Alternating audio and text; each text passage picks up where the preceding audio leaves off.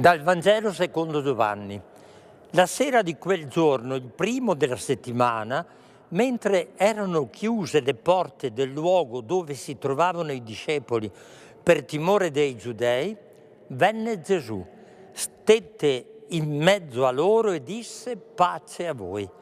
Detto questo, mostrò loro le mani e il costato, e i discepoli gioirono al vedere il Signore. Tommaso, uno dei 12, chiamato Didimo, non era con loro quando venne Gesù. Gli dicevano gli altri discepoli: abbiamo visto il Signore. Ma egli disse loro: se non vedo nelle sue mani il segno dei chiodi, e non metto il mio dito nel segno dei chiodi, e non metto la mia mano nel suo fianco, io non credo. 8 giorni dopo i discepoli erano di nuovo in casa e c'era con loro anche Tommaso. Venne Gesù a porte chiuse, stette in mezzo a loro e disse: pace a voi. Poi disse a Tommaso: metti qui il tuo dito e guarda le mie mani. Tendi la tua mano e mettila nel mio fianco, e non essere incredulo ma credente. Gli rispose Tommaso: mio Signore e mio Dio. Gesù gli disse: perché mi hai veduto, tu hai creduto. Beati quelli che non avendo visto hanno creduto. Avete sentito? La sera di quel giorno, il primo della settimana, erano chiuse le porte dove si trovavano i discepoli per timore dei giudei, e in quella sera venne Gesù. L'Evangelista descrive con cura la scena. È sera e loro, i discepoli, sono a porte chiuse, e questo per timore dei giudei. Si tratta di particolari utili per descrivere la fatica, la paura e l'ansia,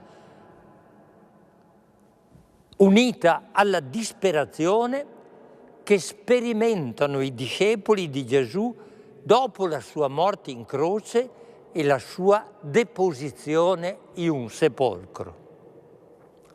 Quando ho letto questo testo, immediatamente sono andato con il pensiero a martedì scorso, quando eravamo ad una manciata di minuti da un attacco da parte degli Stati Uniti d'America contro l'Iran per cancellare, diceva il presidente americano, una civiltà in una sola notte.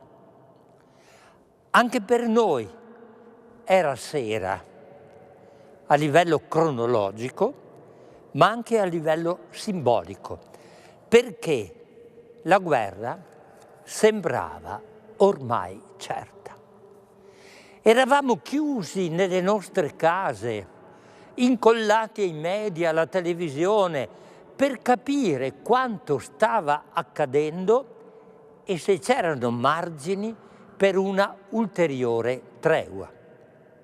E regnava in tutto l'Occidente, non solo, ma anche nel mondo intero, la paura di una guerra, l'ennesima, che avrebbe generato migliaia di morti civili, anziani, donne e bambini, avrebbe innescato distruzioni irreparabili di un paese che avrebbe decisamente cambiato, questa guerra, anche i nostri stili di vita e le nostre abitudini.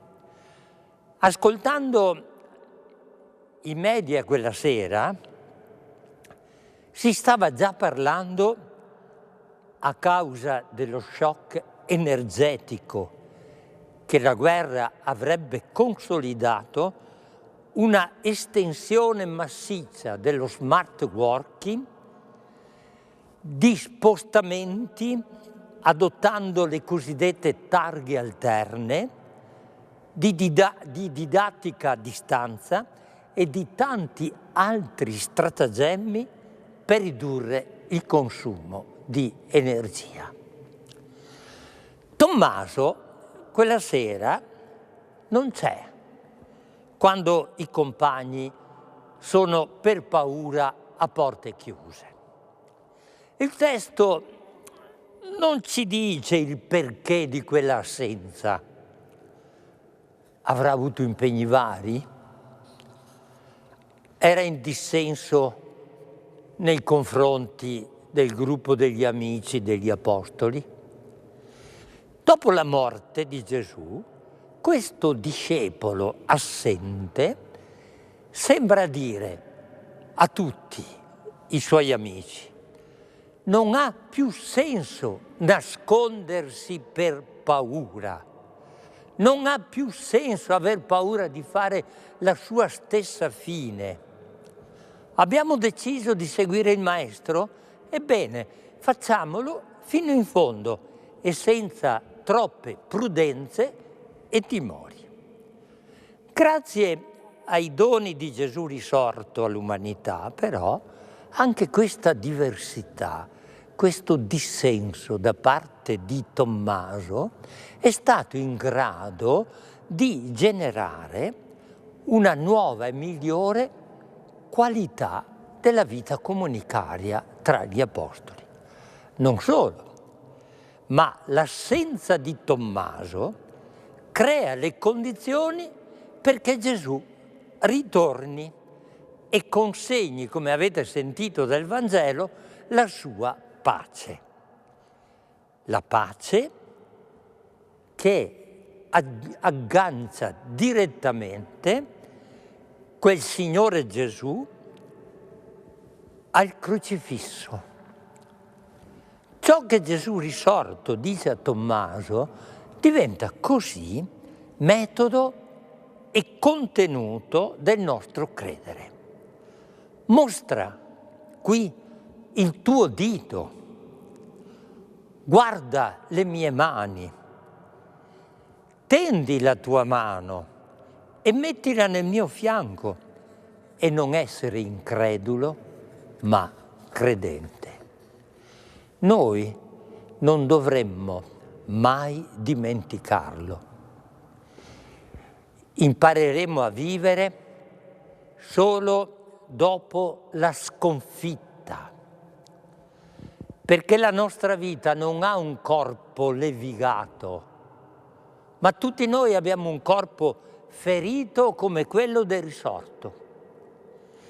Solo se ognuno di noi decide con coraggio e con libertà interiore di coinvolgersi là dove ci sono ferite e sofferenze, si scopre e diventa possibile e visibile un senso nuovo alla nostra vita.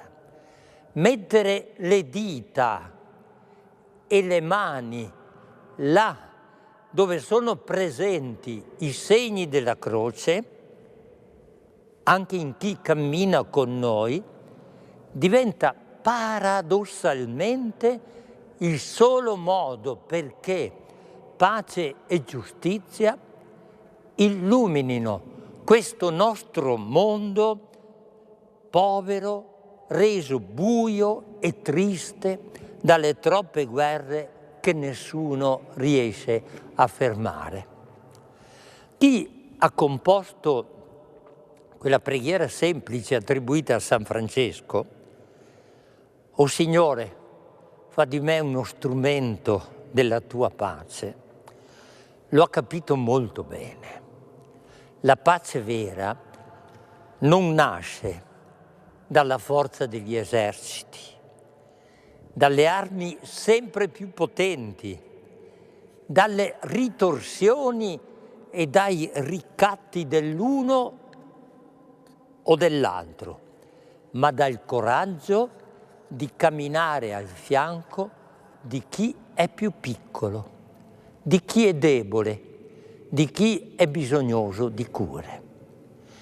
Portare amore e perdono nei nostri piccoli, grandi impegni quotidiani, in casa, a scuola, sul lavoro, in comunità, nei ruoli, negli incarichi amministrativi che si riscoprono, è il solo modo perché la pace, agognata, attesa, invocata, chiesta e sperata, ci raggiunga come dono di Dio, strettamente connesso al nostro modo di amare. Buon tempo pasquale. La preghiera chiaramente mi è nata da questo Vangelo. Caro Gesù, quando mamma è arrabbiata, mi dice che sono come San Tommaso e che devo imparare a fidarmi di lei. Poi però mi dice di stare attento, di non essere superficiale e soprattutto di non fidarmi mai troppo del prossimo. Ecco perché io non so mai se posso o non posso fidarmi di qualcuno. Io credo però che il problema sia un altro. Con gli occhi noi vediamo chi sta male, chi chiede elemosina e chi ha bisogno di aiuto, ma poi facciamo finta di non averlo visto per non doverlo aiutare. Hai ragione tu, Gesù, non basta fissare con gli occhi i segni delle tue ferite.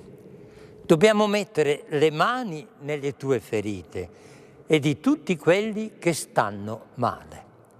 Aiutami, Gesù, a non scappare da chi ha bisogno del mio aiuto e rendimi capace di dire a te come Tommaso, mio Signore e mio Dio. Grazie.